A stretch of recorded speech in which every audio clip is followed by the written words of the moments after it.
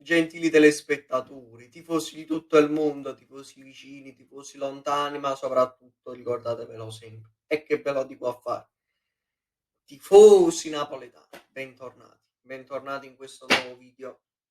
Bene così, quindi Napoli che conquista la sua nona vittoria consecutiva in campionato in 10 partite, veramente un Napoli immenso ragazzi, veramente io sono quasi commosso vedere questa squadra giocare così bene perché non mi aspettavo che Spalletti poteva trovare una quadra del genere, perché comunque questa era una squadra ragazzi che fino all'anno scorso sì, giocava un buon calcio, però non era comunque in grado di reggere 90 minuti, non aveva il Napoli di Gattuso i 90 minuti che invece ha questo Napoli di Spalletti e che ha soprattutto capacità di rimonta, cosa che l'anno scorso era alquanto diciamo impensabile. Quest'anno invece comunque credo che io non quella parola non mi piace, non la voglio nominare anche perché io lo dico e lo ripeto, nonostante siamo dove siamo, per me la priorità è la Champions League quest'anno, ragazzi, il primo obiettivo.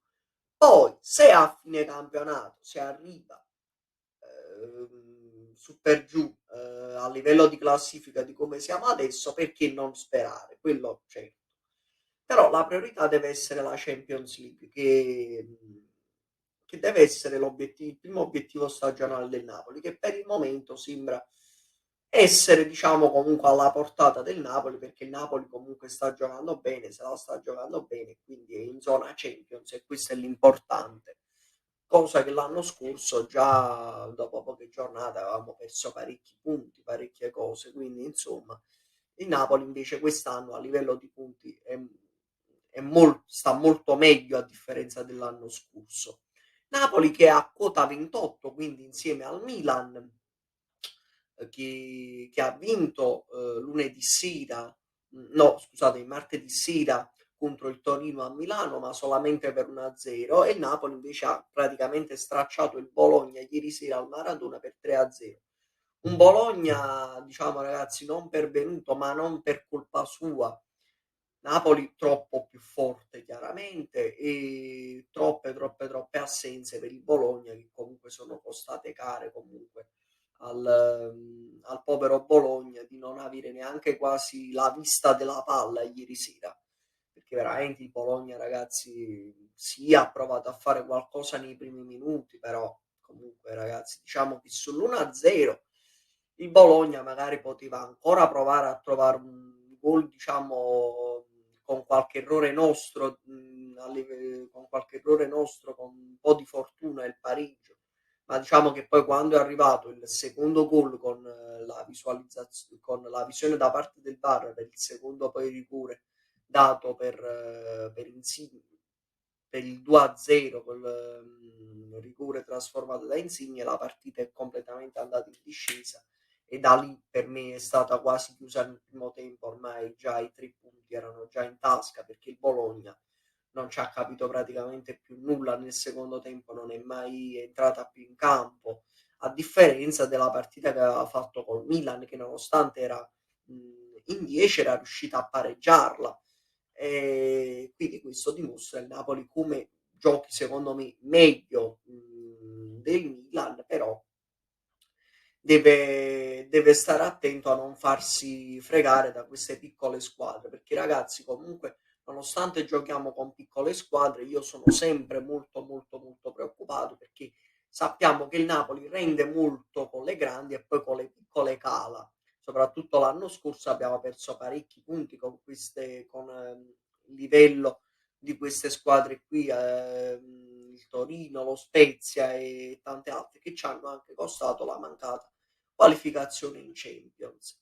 Quindi Napoli che come ho detto prima conquista la sua nona vittoria consecutiva in 10 partite con un solo pareggio, quello di domenica scorsa contro la Roma, che ci può stare, peccato, magari si poteva portare a casa anche quella come partita, però lì ci si è messa un po' di sfortuna, poi comunque il fattore campo secondo me ha inciso e poi oltretutto credo che lì a Roma, con la Roma è mancata secondo me un po' di la fortuna che Spalletti, diciamo, ha avuto in alcune partite fino a questo momento, come per esempio quella di Leicester, dove il Napoli era praticamente quasi addirittura a rischio imbarcata ed è stato capace di pareggiare una partita che era ormai andata persa, anche perché con poi in effetti 2 errori difensivi, perché poi il Leicester non è che avesse fatto granché in effetti, trovò 2 gol grazie a 2 nostri errori. Però vabbè, parliamo della partita di ieri, torniamo alla partita di ieri. Quindi bene così, 3-0 secco, con poi vabbè le solite polemiche sui rigori, vabbè, ma noi lasciamo parlare ragazzi, perché più rosicano, più noi vinciamo e godiamo, e quindi quello è l'importante alla fine, cioè l'importante è portare a casa i risultati. Ragazzi, sono stati dati talmente tanti rigori, vengono dati tanti rigori vengono dati tanti rigori al Milan, all'Inter, alla Juve, che se ne contano. Come diciamo il Napoli ha qualche rigore, qualche episodio a favore, si scatenano proprio come i diavoli contro di noi in una maniera proprio, ma che vi posso dire? Ma veramente, ma proprio accaniti proprio. Cioè che io a volte rimango, dico: "Ma è possibile che non accettano la sconfitta con il Napoli, possono perdere solamente con quelle 3, con Milan, Inter e Juventus". E io mi rendo conto che sono le 3 squadre che in Italia hanno fatto la storia, che hanno vinto più titoli, che sono quelle più vincenti. Ma è possibile? Oppure con quelle del Sud possono perdere con Roma e Lazio, ma col Napoli no. È un odio proprio che hanno, che è inspiegabile come cosa, veramente. Ci sono delle dinamiche assurde.